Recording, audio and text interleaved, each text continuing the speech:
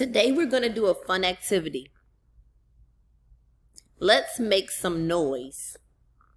The story of Esther is very important to the Jewish people. There's a special celebration each year called Purim to celebrate Esther and what she did for her people. During the celebration, kids dress up in masks and play games. One favorite part of this tradition is reading aloud the Bible story of Esther. In this story, Haman is a bad guy.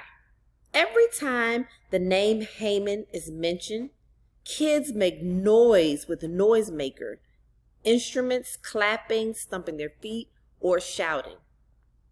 Are you ready to make some noise? In the Bible story of Esther, Haman is a bad guy. I'm going to read a story of Esther to you, and every time you hear the bad guy's name, I want you to make some noise. Use the noisemakers, the instruments, clap your feet, stomp, or even shout. Long ago in Persia, there was a king named Xerxes and a queen named Vashti.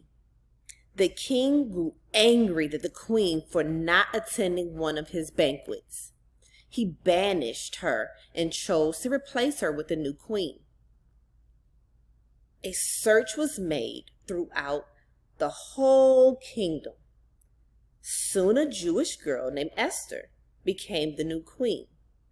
Mordecai, Esther's uncle, encouraged Esther to hide her Jewish faith from the king.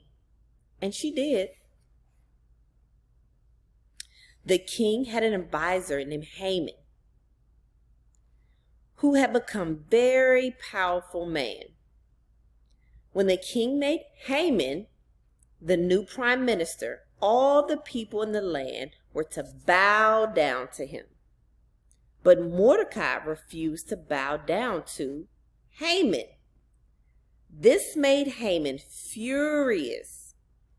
Haman asked the king to authorize a royal decree that would destroy all the Jews. Surprisingly, the king agreed. Mordecai heard about the awful decree and sent Esther a message. He told her that Haman was planning on doing and what he was planning on doing and asked her to speak to the king. Esther was afraid. She was not allowed to visit the king without being invited. If she did, the king could have her killed. Even though it meant she might die, Esther chose to try and save her people from Haman.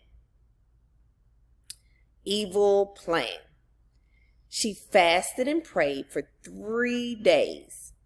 Mordecai and the other Jewish people did the same.